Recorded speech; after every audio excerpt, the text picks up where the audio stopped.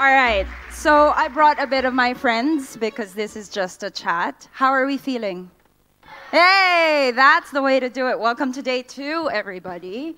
And you've had an amazing first day. I think there's so much inspiration, there's so much activation that is going on, and we can't wait to share even more activation with the rock stars on my panel. Now, just a few things. First, this is what's going to happen. We're going to have a chat for about 30, 35 minutes if we can get all your stories in. The rock stars in this panel are exactly leaders like you. And what I really want to get into today is just the story of the entrepreneur. You don't have to be in business. An entrepreneur is anyone who finds a problem, solves it, runs with it, and inspires others. And I think so many of us in the room are in various stages of leadership. And we are going to make sure that we hear moments of all of that. But the more exciting part, and this I will introduce a concept called Moderators Moment, because I'm going to ask you to ask them questions, like Aaron did yesterday. But there's 3 things I want you to remember. So for the last 25 minutes or so, you're going to get to converse with these rock stars, talking to fellow rock stars. But I want you to do 3 things. Just state your name and your country. No comments, just questions. We can reserve the comments later over coffee or maybe even over drinks because we really want you to have a chance to converse with the leaders on stage. And lastly, please make sure that your questions are swift and directed to a panelist. So let's not try and do whoever wants to answer. You know, let's really take an opportunity to get into the very different stories that they have. So back to the panel now, and this is quite exciting because we have very different flavors of all of Asia in the panel. To my near left, Tim Brown, kia ora, and welcome to the second plenary. And Tim, for those of you who don't know Tim, Tim is a founder of Allbirds. Strut your toes, maybe. And this is intriguing because Tim is a World Cup football player turned wool shoe maker. And from New Zealand, this is also a really interesting story because what is it, Tim? There's 6-to-1 ratio of sheep in New Zealand to people. And so there's more to source the wool from. But really, we're going to get into the story of how he moved from being in soccer and then moving into being an entrepreneur. Ibu Eli, selamat pagi. Thank you for being with us. And for those of us who don't know Heli enough yet, she founded Javara, which is actually Sanskrit for champion. And she champions the artisans that feed us. So the artisans that are the farmers, and she's kind of dedicated herself to, there's no such thing as forgotten food, because she wants this species that all our forerunning farmers can now make and use and harvest so that we, our generation, because we're still young like you are, we can get access to it, talk about it, and really make it our original products in today's world. So we're going to hear about Heli's story as well. And then Mr. Tony Fernandes. Tony, are you awake? You're awake, right? Yeah. Okay. Tony's a very busy man, and for most of us who maybe are living under a rock that you don't know Tony, this is the guy that bought an airline for 1 ringgit. And basically has allowed not just every Malaysian to fly, but Filipinos too, like myself and a lot of us. But it's really interesting because Tony is literally just one of us who's just grown through the system and you know, really understood what it's like to start a business from the hardest and the most exciting times. Okay, let's get into it. I'm going to give this a hard push for our speakers. So this is not prepped. I told them I'm going to ask them a question for about 30 seconds. They don't know the question, I promise you, hand on heart. So this session is about entrepreneurship, working with purpose. And purpose is what gets you up in the morning. They say your ikigai, if you're Japanese, your center line, your why. And so I want to ask you guys that. What is your why? And what gets you up in the morning? Tim is nodding. And I can see his eyebrows now getting confused. And the pressure is on because they don't know who's going to start. But I'm going to start to my left. So Tim, what gets you up in the morning? Sure. Well, thank you for having us. I understand there's 9 leaders from New Zealand. So just a little, yeah, good. Yeah, rowdy over there. Behave yourself. Look, it's great to be here. You know, I've had the benefit of kind of in a relatively short sort of life, 2 careers. And the first one, I was fortunate enough to live my dream and play football professionally, and it was something I'd always wanted to do, and it became a job. But I realised that playing for New Zealand, that was transformative. That took me to another level. That was something that my dad's in the audience here. That was something that you know that was my why. And you know, and I was fortunate to be part of a New Zealand team that went to the World Cup and, you know, achieved things that we could never have dreamed of, because that why we were so aligned on that. And then now, in the context of my business, I spent a number of years making shoes, and that was fine, but that was never a passion. That was never something I dreamed about. And then I realised that actually there was an enormous challenge in the footwear and fashion industries to make shoes and products more sustainably, and that became the why. And that was the challenge of our generation in some ways, to find a more sustainable way to live, and that's certainly been our purpose at Allbirds. And we've got a long way to go, but it certainly gets us out of bed in the morning. Fantastic, thank you, Tim. Heli, your why? Mimicking Tim, I know there's 18 Indonesians here. Life is a matter of choice, and you can choose the easy way, you can choose the hard way, but I just happen to be raised focusing on looking into problems and how to solve it. So what gets me wake up in the morning, I started to ask myself, what kind of problems I will be solving today? Born entrepreneur you are, that's what it is. Thank you, Heli. Tony, your why? Well, I was in the music business, and I was there for 12 years. And one day, when I was in Rockefeller Plaza, and Warner Music was acquired by AOL, and I was listening to the vision of AOL, and I thought, wow, these guys are on drugs. And at that point, they came up with terms like EBITDA, earnings before everything you don't like. And I thought, why am I here? And at that point, I went to my boss and I said, look, I think you guys are going to destroy this company. I quit.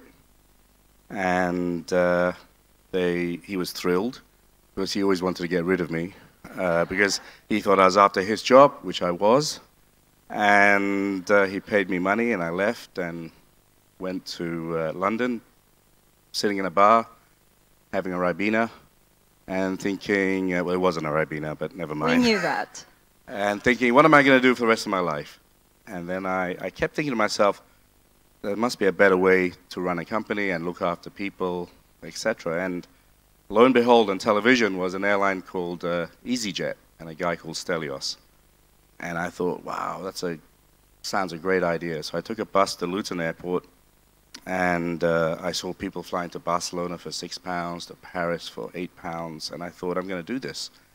And there's a very small line between brilliance and stupidity. It's very, very narrow.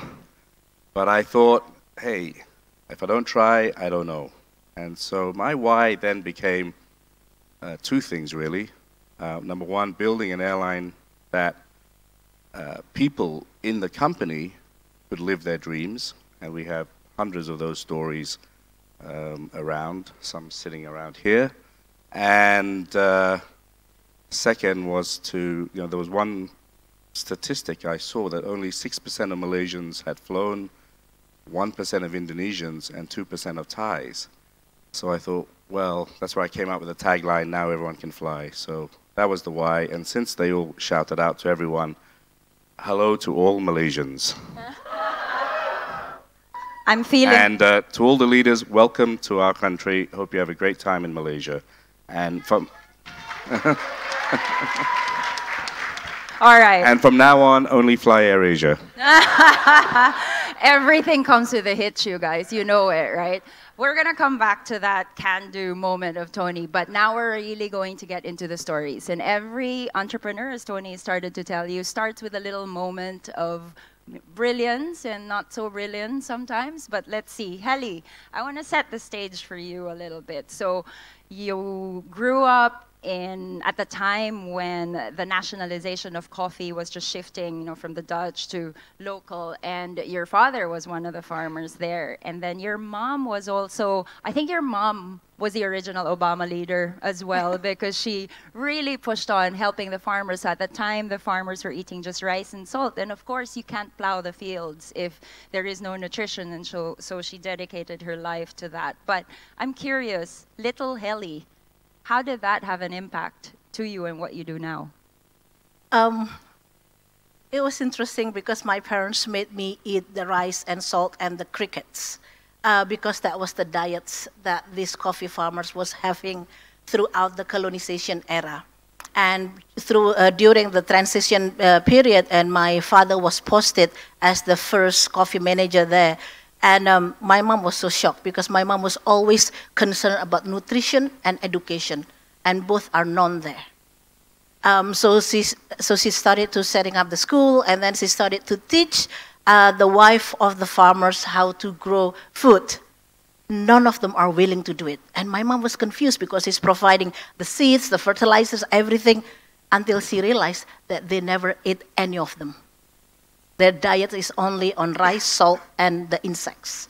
So she started to do the cooking demo, and asked them to taste it, all this food, and that's when they started to realize how good that was, and then they are willing to grow. But it was actually the first, because I grew up with that. I grew up seeing my mom was really concerning about nutrition and education.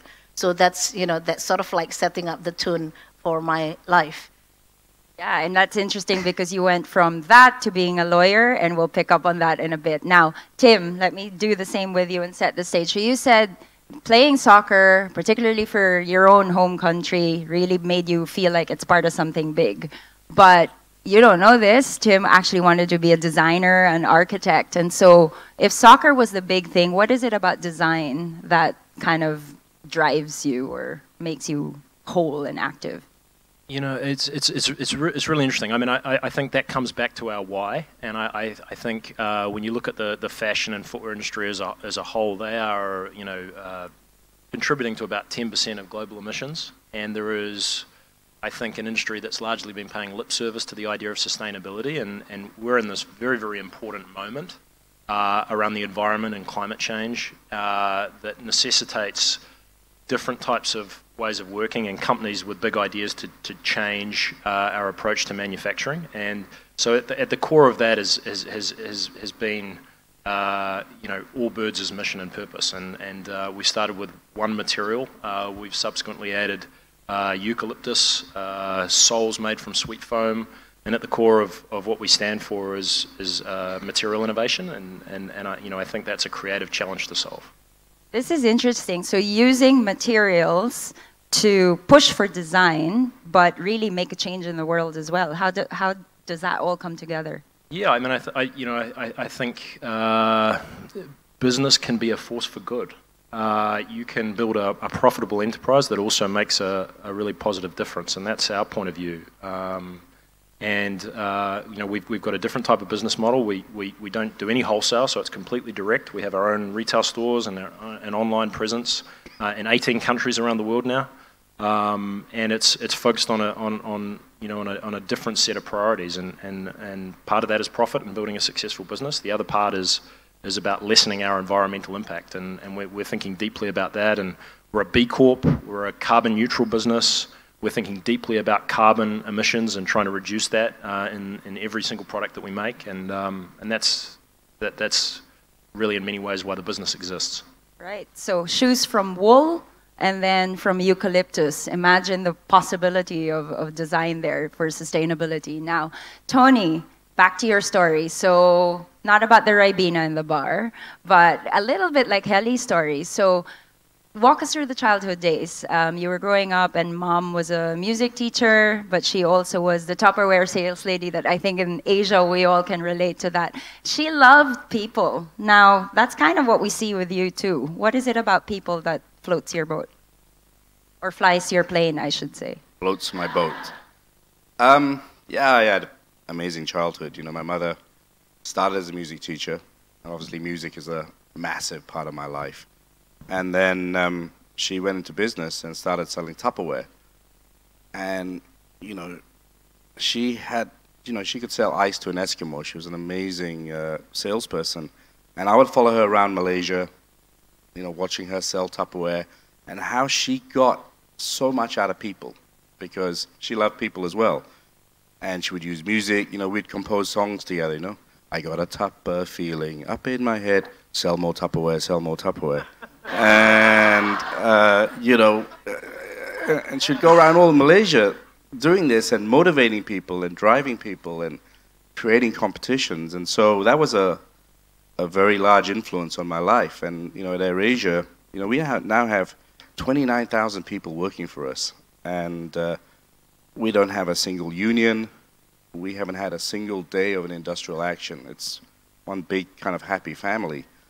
And a lot of the way we interact with people, and you know, everyone says, what's the success of AirAsia? It's really the people and the culture. That's the big success. And a lot of that came from my youth and respecting people, staying humble, humility, and giving people a chance to turn themselves from raw diamonds into diamonds. And I saw my mom do that from a very young age. Well, she is very proud of you, I'm sure, selling Tupperware to selling airlines to selling an experience. That's what it is. And so thank you for sharing that. I think leaders, the core of you being here is about values-based leadership, right? And this is what is it that's inside you that makes you do whatever it is that you do, whether you're a soccer player, you sell shoes, whether you don't know that Tony is a former accountant. Now we do, and thank God he left that job so that he could do what he does. But these are the things that we want to get into today. So the journey of an entrepreneur is challenging sometimes, and you really have got to have that purpose, that center line that keeps you on track. So I'm going to get into this, Tim. Let's try and talk about core values, and we're not talking core values on the wall or that's on a staff manual. We're talking about just the one or two core values that you live by day to day, maybe even before when you were still on the field, and then which is still in Allbirds. So what are the couple of core values that you might want to share with our leaders that you live by? I think, you know, you can do worse than to be kind and to treat everyone the same. You know, it's really interesting. I think in the early days of Allbirds, I like to sort of say it's been a bad idea for a long time before it was a good one. I worked on it for probably 6 years, went through 200 prototypes of the first shoes, and got it laughed at by a fair amount of people, patted on the head, as we struggled to kind of get this thing off the ground. But you respected the people that gave you a chance, that maybe turned you down in a nice way, and as we've now had success, I think we've remembered too the people where we've come from, and we've remembered the people that gave us a chance. So I think this idea of loyalty and remembering where you've come from is very, very important. And for me, you know, we're a business now based in San Francisco, but the importance of New Zealand to my story and where I come from is sort of something that. You know, a day doesn't go by when I don't think about that, and remembering to step back and thank the people that took a chance on you is really, really important, because it can be easy to think that you have a little bit of success, and it's for reasons other than an awful lot of luck. It can't just be luck, right? Somebody has given us an opportunity, and then equally, we have the responsibility of giving someone else an opportunity to shine. And Tony, this is very real in your story. We were just talking about how you are really a champion of people, but if and when Tony has his next big venture, how do I know that the 28,999 staff that you have are actually all about people too? So how does that get cascaded, your core value of people? Oh, wow. That's a bit early for it, but go on. Yeah. Where'd you get this moderator from? Picked her up in the islands of the Philippines. That's what it is. Okay. Look, it's almost like a religion, right? You have your core values at the top, and you practice it, and then people join the company who believe in those core values, and it cascades down. So I think when I'm gone and making shoes for Allbirds, then it'll continue. The culture is there. You set it, and people join it. Some people don't like it and leave, but people who like that culture, like the flatness of the structure, like being humble and nice. I loved what Tim said. Being nice goes a long way, and being humble goes a long, long way as well. And I think those are the two core values. I was with will.i.am, and he had a really tough time. And we've been working on this song, Be Nice, which actually has Snoop Dogg on it. And I wanted to make it, who's a very nice guy as well, by the way. And we want to make it our kind of theme song, because the world's not becoming very nice now with all the nationalism, and we were having a little chat about it behind. So I think the values that I built in the company will carry on long after I've gone. And I think that's a really important point for the leaders here. Most leaders overstay. And a good leader knows when to go. And when he goes, if the company gets better, then he's a good leader. If he goes and the company falls down, then I failed as a leader. So succession planning and continuing what we built is really important, and making sure that the next leader makes it better is kind of what I'm trying to achieve. Can I? So, but it's really interesting, and you talk about values, and I assume those didn't just happen. You were intentional about them, and you've written them down, and you've shared them with people. So this wasn't an accident. This was something you wrote about, and then you've attracted people because you've put that out there. Yeah, I mean, I think AirAsian culture is quite well known now. We have 6 core values. I created a department called the Culture Department, and their whole job. So everyone talks about branding, and everyone thinks branding is what you see, advertising and sponsorship, etc. But to me, branding is internal branding first. Your 29,000 people have to know what you stand up for. And actually, a few days ago, we added a 7th, and Sasha over there drove that, sustainability. So obviously, we are contributors to carbon emissions in a big way. And so we have a responsibility, and we decided that is our next value, that we have to be sustainable in putting it in. So yeah, we did write it down. We make sure people know what it's all about before they join us, because it's the central core part of AirAsia. You've got to believe in those values, otherwise you're not going to fit into the organization. And this is lovely because it's you, but it's not just you. If Sasha and the rest of the team can say, Tony, this is really important, we've got to do this, they are empowered to do so, but that is a shared value for everyone as well. And we'll come back to that question on how that gets activated, especially just want to add that, times. Yeah, I mean, Sasha, we had our 18th birthday party 3-4 days ago, which I'm still suffering from. And we had like 7,000 people there, right? And she kind of forced me to announce the 7th value when people have had 25,000 beers already. And, they said sustainability. So you've got to announce our 7th value now. I said, everyone's going to be in party mode. They're not going to be interested, but she has the power to tell me what to do, and I do it.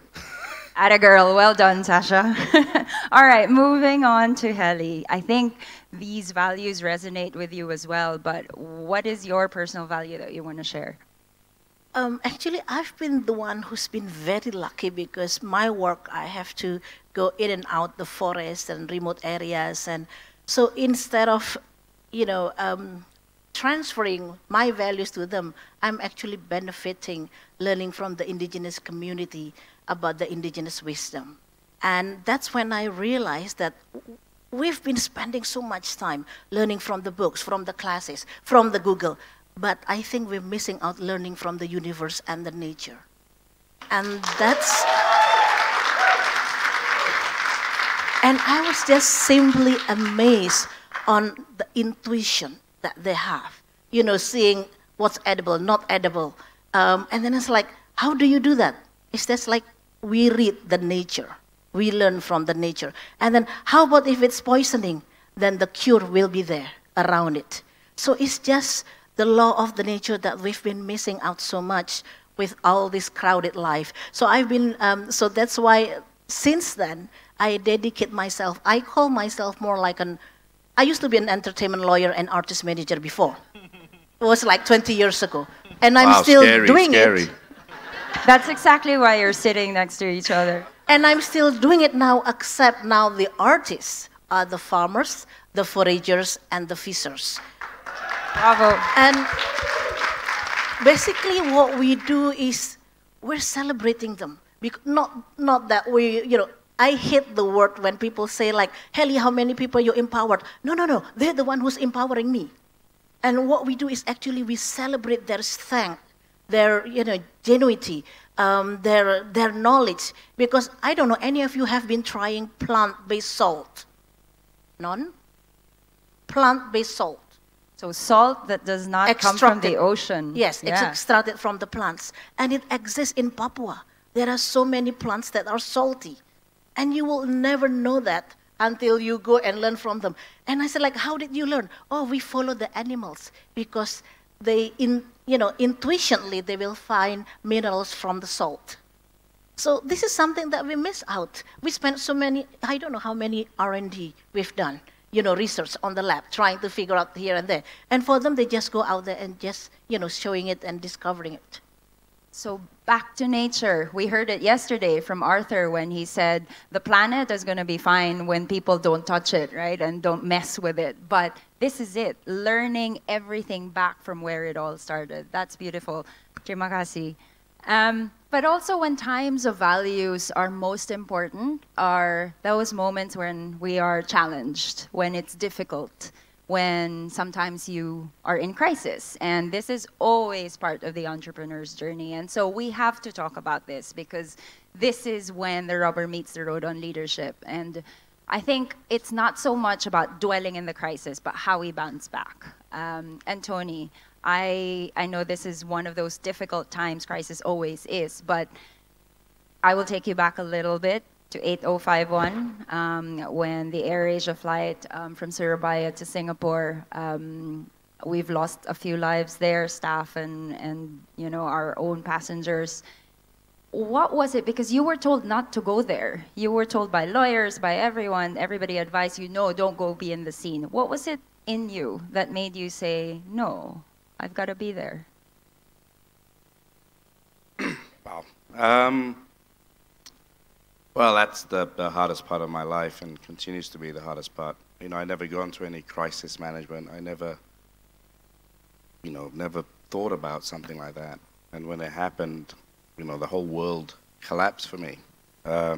Receive a phone call and say, we've lost an aircraft.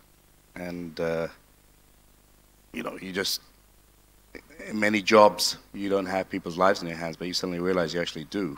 And so, when I went into the crisis center and people said, you don't have to go, an Indonesian airline, let the Indonesian team handle it. And I was like, are you crazy? We can't just take the good. I'm the leader of the company. I'm the brand. I have to be there for the families. They have to know that the most senior person in the company is there, and I have to be there for the staff. So, it was against the advice of all the professionals. I just went out to Surabaya, and I personally met every single family, and I gave my mobile phone number, and as soon as I arrived, I could hear there were like 1 million TV cameras, and everyone was like, Tony's here, and I said, I go and see the families first. And, as I said, I met every single one, and you can't put into words, how can you do that? But you just got to do what's right. And what was right was for me to be there, not hide behind lawyers. And that's a value, transparency and honesty is really important to me. And you can't just take the praise. So it was my decision to go out there, and I did it. Thank you for doing that. I think we all appreciate the moment of just being human, because there are no words. And that is a learning for all of us, because after a crisis like that, it rallies the staff and you bounce back and you get tighter on safety and you do things a bit better to the extent that you can. And maybe crisis isn't always that. It doesn't have to be a loss. And sometimes for us leaders, you will have moments when you have to take a difficult decision, and it gets very lonely when you are alone making that decision.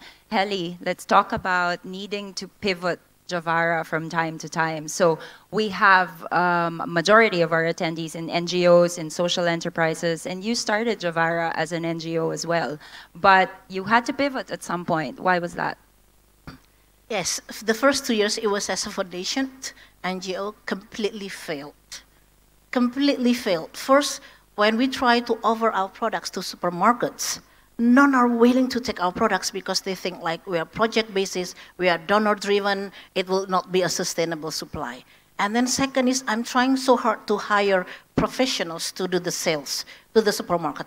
None of them are willing to apply with the same notion that it's donor driven and it's not sustainable. And even the third, to get the investment, even to borrow money from family and friends, nobody is willing to do so. So after 2 years, we decided to turn it into a commercial company, still maintaining the same mission, change the brand, change the whole approach. And within 1 month, we got a contract from a most premium supermarket in Jakarta for 15 stores. Exactly same product. Just change the brand and change the company. That's it. So that's when we realized that actually, yes, being an NGO and foundation and having a business with purpose, having a purpose is good. But making it as a sustainable solution is a different game. And if you want to deliver products and services, people do believe more on entrepreneurs and businesses. Sorry to say, that's my own journey that I face. So that's why from there on, we decided to manage the company on commercial basis. And we want to make sure that even that we work with indigenous community, smallholder farmers, we don't want people to buy our product because they feel sorry. They have to buy our products because it's a champion product, because it's an amazing product. And that is the only way we can sustain our mission. Fantastic. And I think that speaks to exactly what you said earlier, Tim. Business can be a force for good. Business does not have to be the traditional capitalist that we think it is, but there is, still the responsibility of making profit because that goes back to your farmers. So Tim, it's the same thing kind of principle, just different products that you and Heli are focused on. Tell us a bit about getting you guys set up, because same like Tony, and it could be a one-man decision, but you had a different turn. You found a co-partner, a co-pilot, as it were, in Allbirds. So tell us about how you find a partner so that leadership and core values remain intact in the company. Sure. So I started the idea of what would become Allbirds probably in 2007, and went through 200 variations of the shoe over 6 years. Sold them to my teammates who largely laughed at me. I retired from sport and went to business school, and I had a professor that called me into his office, and he said, "I think this is a really bad idea. I don't think it's going to work, but for whatever reason, of everyone in the class, you seem most determined. Why don't you put it out on Kickstarter or something so it can fail, and you can work it, you can go on and get another job, because otherwise I sort of worry that you're going to just work on this forever and it's going to be bad for you." And so I did. I shot a video for $700 on a family friend's farm in New Zealand, put it on Kickstarter, and that was really the start of the journey properly. And a year later, I was still struggling to kind of get it off the ground, and I met my co-founder, and Tony's actually got a very similar sort of story of, we run the business as co-CEOs in San Francisco, and our wives were roommates in college, so that's what brought us together. And in the early stages of getting the business off the ground, we had the kind of that relationship hovering over us, and it's become something like a marriage. So I'll pause you there in case we miss that. So it's their wives that brought them together. Yeah. Hint, hint. But okay, go on. Yeah, and so and now the business is sort of nearly 500 people, and it's grown quite quickly. And 3.5 years since we launched on the 1st of March 2016, and I'd like to think that we're really in pursuit of our mission. But to come back to what Heli said, people don't buy sustainable products; they buy great products. And I think people can get confused sometimes with the mission and the purpose becoming the reason to buy. At the end of the day, you have to create a great product experience, but if you can infuse that with a larger purpose, a larger sense of why it exists in the world, then that combination is unstoppable, I think. And that's certainly been our experience. For the first few years I was making shoes, I was confused, not particularly happy, didn't understand why I was pursuing it, and you find this larger purpose of sustainability, and we haven't looked back. It doesn't say that it's got easier, but that the role of purpose in the pursuit of what you're doing is very, very important. In fact, I would say it's near on impossible to do it without it. It's amazing how purpose is not just the leader, and you have to make sure that your organization is part of it too, that you rally the troops, you are one with the team, as Tony said, but also that you innovate completely beyond yourself and you bring your team along. And speaking about bringing everyone along, we're going to shut up now and we're going to listen to you, but remember, name, country, if you've got a question, give us your name. No comments, just short questions, and target it to a panelist. Please address it to one of our panelists. So we've got microphones around the room. Let's get 3 at a time. So this gentleman right in front, this girl with a black and white shirt, I think, and then we'll take one more, the lady with the glasses. Let's start with you, sir. Hello. My name is Win Min, so I'm looking for a win-win situation. I am from Myanmar, and I work for Myanmar Center for Responsible Business. I have a question for Mr. Tony Fernandes and Mr. Tim Brown. We talk about business with purpose, people, and value. And we talked about yesterday diversity and inclusion. And I was wondering, in your company or business, to make sure inclusive working community and also diversity, can you give us a good example of making sure to give a fair opportunity, like employment, for women, for like how many leadership positions are there women, for example? And are there equal opportunities for professional development, employment, people with disability, LGBTQ, or whatever identity they want to identify? Okay, Win, thank you. So diversity, inclusion examples. The lady over here, please. Hi there, my name's Zoe. I'm from Malaysia, but living in Cambodia. My question is for Tim.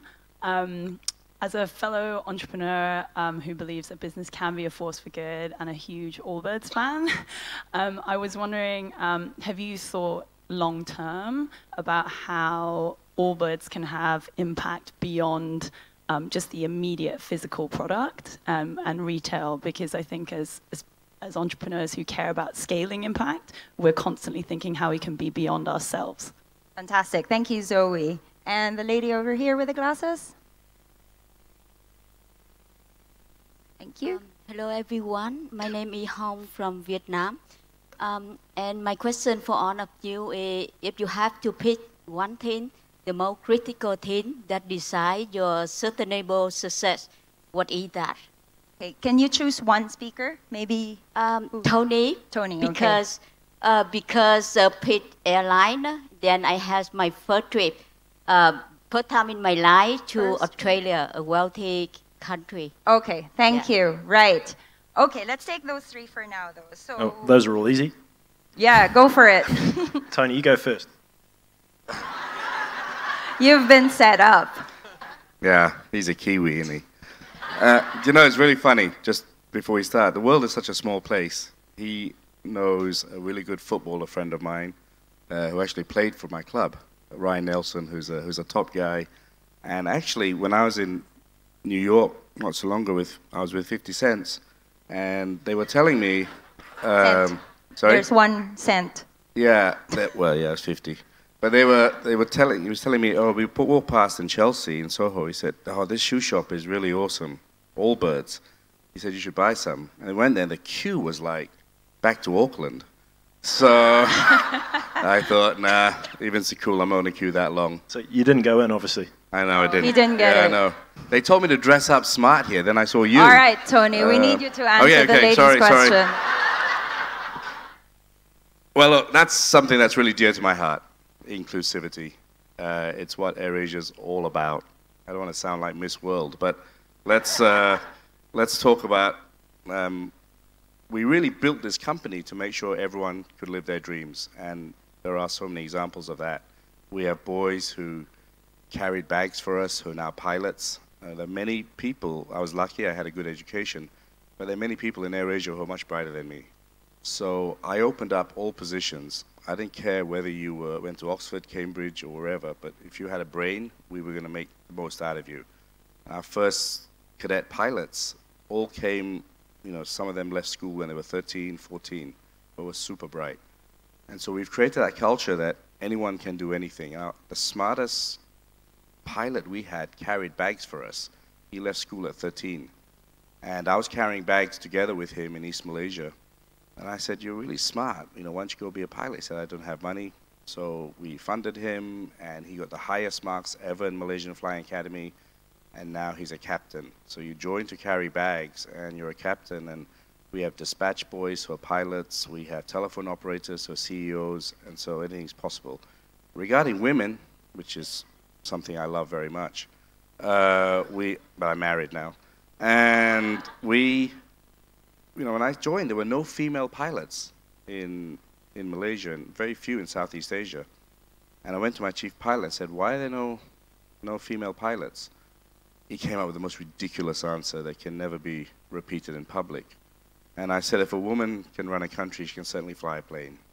And so today we have 400 female pilots, and we're the largest percentage of any airline in the world with female pilots. And the other day was history. Captain was female, co-pilot was female, all the cabin crew were female, engineer was female, and the head of ground service was female, and all the passengers were male. No, that bit's not true. That's not true.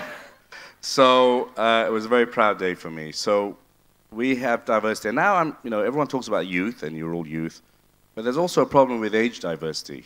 You know, people start throwing away real great talent at 55 or 60 or 65. So we're saying, you know, why retire people? If people want to work, we have cabin crew who are 55, 56. We just continue to let them work. And so diversity's the traditional ones we embrace, but we also find other areas where people are discriminated on as well. So it's something close to me. Thanks, Tony. Should I take Zoe's question? So scaling impact, it's really interesting. And you know, I think sometimes the topic of sustainability can become this emotional thing. And actually, I think it's done best when it's treated rationally, objectively, and economically. And I'll give you one example. We were told when we first started making shoes that the soles were made out of EVA, which is a petro-derived material, and that was the way that it was. And we worked out a way to actually make the soles out of sugarcane. And the carbon negative in their raw form. And rather than just making that just for Allbirds, we made that open source for the entire footwear industry. And we did that not just because we're good guys, but because we knew that if more people used it, the cost of this environmentally friendly material would come down. And I think we launched that a year or so ago. It's in all of our products now. We think it's the lowest carbon impact footwear sole unit in the market. And there's now 120 companies globally have signed on to use it. And I think so to innovate around sustainability necessitates new ways of working, of sharing, of transparency, of realizing that this problem that we need to really solve in about 11 years by the latest UN reports is not going to be solved just by Allbirds or one company, by a new collective way of working, anchored on the idea of a better product experience. And that's sort of been our approach. And it's one example. I mean, I think we became a carbon neutral business this year, and it's been incredible how many different people have come to us now. We're in the process of sharing many of our resources with lots of different businesses on how they measure their carbon, how they offset it, and how they innovate it to drive that down. And so I think we're realizing too that there's a little bit of a vacuum of leadership, and with some success comes responsibility. And I think we're becoming more confident in urging others to do more. And I'll give you one last example. Amazon have kind of copied us recently, and quite egregiously actually. And we wrote a letter to Jeff Bezos at Amazon, and we said, we understand, we prefer that you didn't copy our designs, but we understand that's part of the game, but we really would prefer if you copied our sustainability. And that was a letter that we wrote that kind of got picked up around the world, and much to our surprise, and I think it's an example of us feeling like we've got to do more than we are, and that we've got to push and provoke others. And I'm so heartened to hear that Tony's added sustainability as a seventh pillar you know, we're all in this together, and this is a problem of our generation, and I suspect history is going to look pretty, judge us quite harshly in what we all did at this moment to improve the way that we're living. Thank you for standing up for that as someone who works in sustainability, and for all of us, I think this really resonates. Right, so let's take a few more questions. Anyone at the back? Right, the gentleman over at the second next to Axton. Let's take this lady over here, and gentleman with a beard. Is that a long beard, a short beard? I think we might have missed one question too. Maybe Hallie can take that one. And it was, yeah, what's the one thing that, yeah, what's the thing that has made you successful in a word? What was that kind of the question? I think. Yeah. That was it. Yeah. That, if you want to take it. In one word, why have you been successful? That's your question. That's tough, no? Yeah. Think about it while we get the microphones. Are we ready? We're about the gentleman over here. Have you got a mic? And if we could get questions to Heli as well. Thank you. Hello. Hi there. My name is Angga from Indonesia. My question is actually for Mr. Tony Fernandes. Most of the times, people here are below 30. And this is also the group that meet a lot with older generations. And follow up to your statement before, what is your tips for us if we have a meeting where we're the only young person in the room? Could you share some tips for us for that? How to make it more... Tony's still very young, you know that. So you're saying I'm old? Yeah. No. That was what I was trying to prevent. You will never fly in AirAsia again. All right, let's get the second question. Thank you. The lady over here. Thank you. Hello, I'm Rona from Fiji. This question is for Heli. So the idea of social entrepreneurship is fairly new, but listening to all of you, I think you'll all agree that purpose-driven companies and social entrepreneurship can certainly change the world.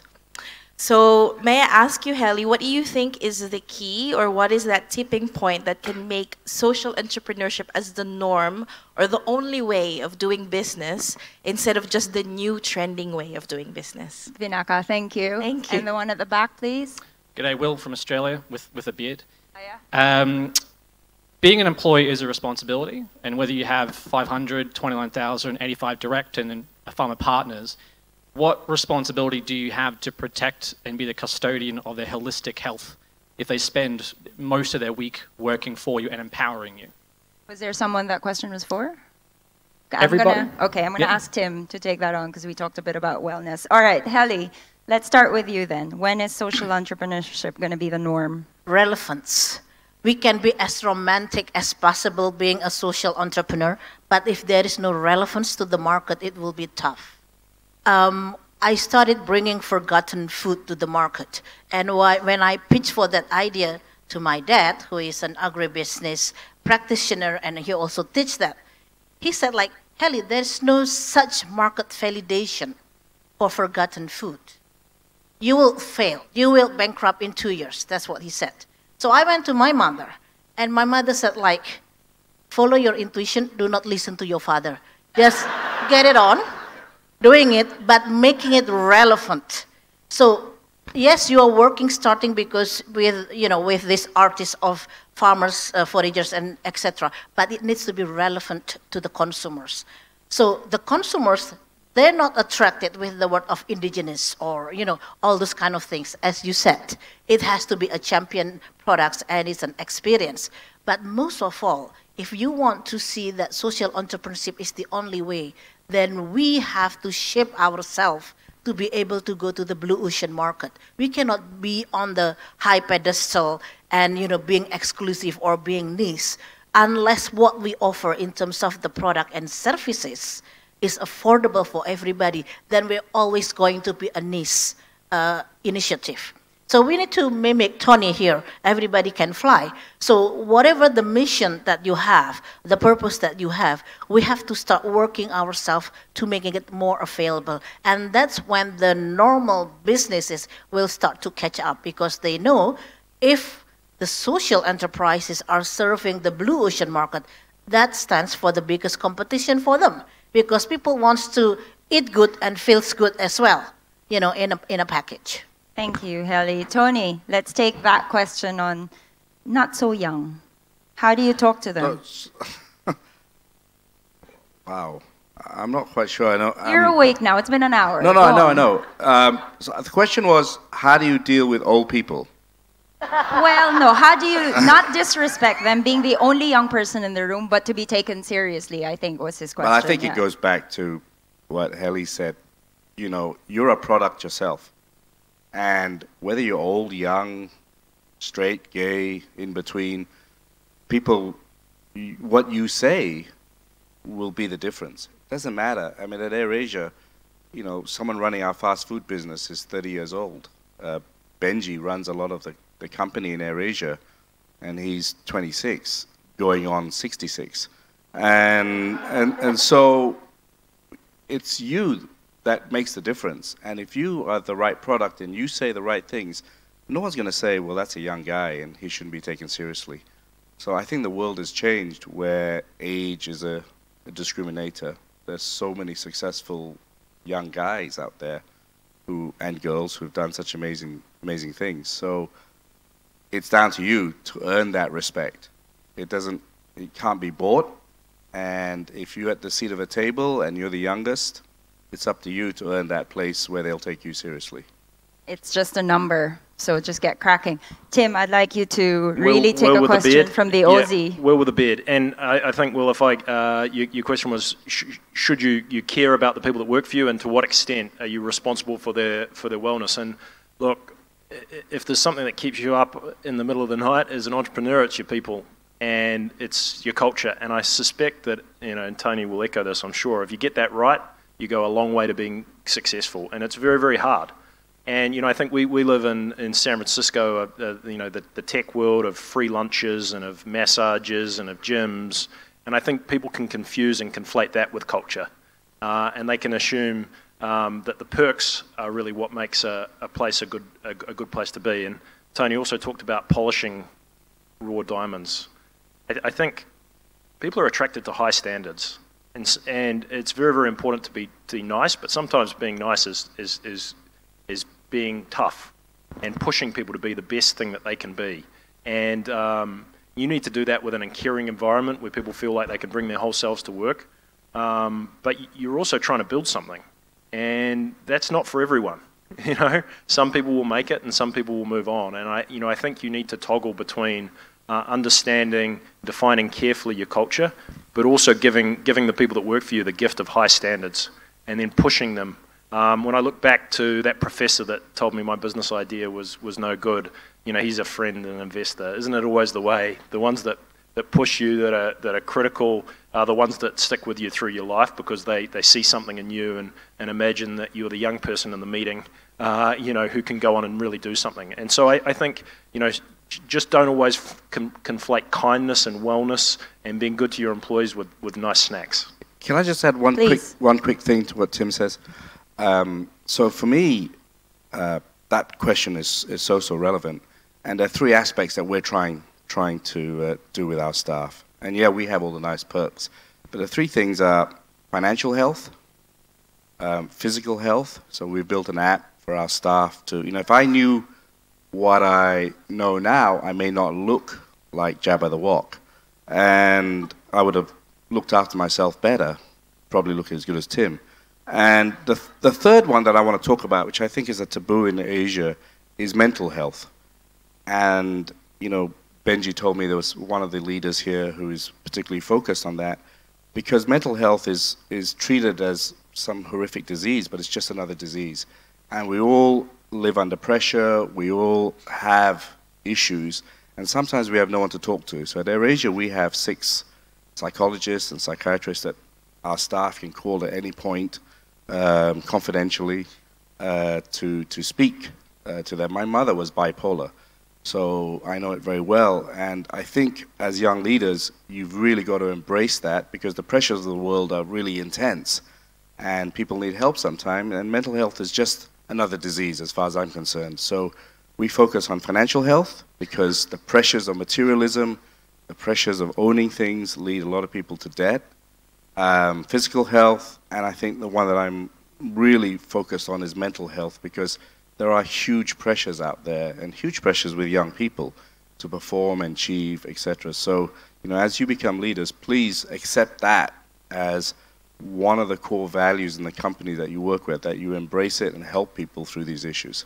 I'm curious then, on behalf of the leaders, we are curious, how do you take care of yourselves? Because we don't want to brush this question aside. I think we all try to take care of ourselves, but how do you guys do it?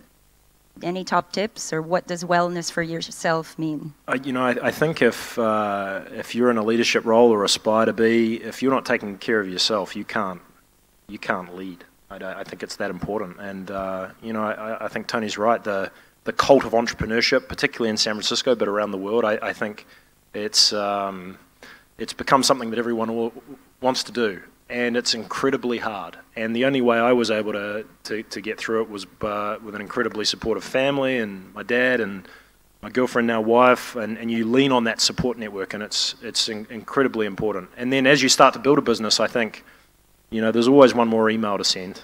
There's always another thing to do. There's more things on your list. And at some point you get comfortable with that, and you realize that this whole, the journey of building something is really an exercise in prioritization. It's an exercise in finding great people to work with. I think very, very practically for me, very, very defined guardrails around when I start and when I stop. And trying to going back to my sporting days, the rest was just as important as the performance. And you've got to find ways, to make sure that you do that. And, I sort of think you want to be kind of building slowly like this rather than winning and losing and going up and down. And I think as a leader, it's really, really important that you stay calm and find your own personal sort of process for doing that. Thank you, Tim. And I think we heard that yesterday as well. Pick your battles, right? Don't try to do everything while it is tempting to do so. I think you're defined as much by the things you say no to as the things you say yes. And I think through the first 4 years of Allbirds, we've said no to 95% of opportunities. And that includes meetings and conversations with people, because we knew there was one or two things we want to do really, really well. And so learning how to say no to a lot of things is very, very important. It's okay to say no. Heli? It's very relevant there. So anyway, family is the biggest supporting system for us. And we have to make sure that we don't get burnt out, and they also don't get burnt out. And being stamped as a social entrepreneur somehow makes them felt, if they're complaining about the time and everything, they felt like they're being evil to the purpose. So most of the time they will go silent. So that's why it's very important for us to understand and create a platform where they can voice out when they felt like they're being burnt out. The mom is always everywhere, not being at home, or, So I empowered my son that every time I go traveling overseas, I ask him, how many days do I get allowance? And I make his decision, not my decision, but his decision. Because so how many days did he give you for this trip? This time is 5 days. So that is something that is very important to make sure that our family does not get burnt out, because when they burn out, then we are losing our supporting system. I think this is a really good point for us, especially those of you who are in social enterprises, or just because you're doing good, you feel like you can't stop. You can't give what you don't have, which is what Tim is saying. You have to look after yourself in order to lead. Mr. Fernandes, back to you. Well, I probably really didn't look after myself very well at all, as you can see from my body. And but I think going what Heli said is really, I have a wonderful wife, and she ensures that I am sane about what I eat and how I sleep, and to moderate my excessiveness. I was excessive in everything. And so having a good partner, I think, has made a massive difference to me living longer. Partner in all sense, of course. It doesn't have to be just in family. We're right. We have less than a minute, so pressure is back on you. We will close the way we opened. I'm going to give you parting words, so if you could do that in about 5-6 words per person. Just what do you want our leaders to take away in terms of values, or just a sentence or two? Go on. Go into every conversation, every interaction with the assumption you could learn something. And I think just chatting with Tony backstage and Heli, that the role of curiosity. I think even you've got the head of this airline overseeing 29,000 people, and he's out the back there asking me a bunch of questions. How'd you do this? What happened? How, you know? And it's the power of curiosity. Don't ever lose that, and spread it liberally and use it with everyone you meet. Thank you, Heli. I will just add on resilience, and do not afraid of failing. We don't need to impress anybody.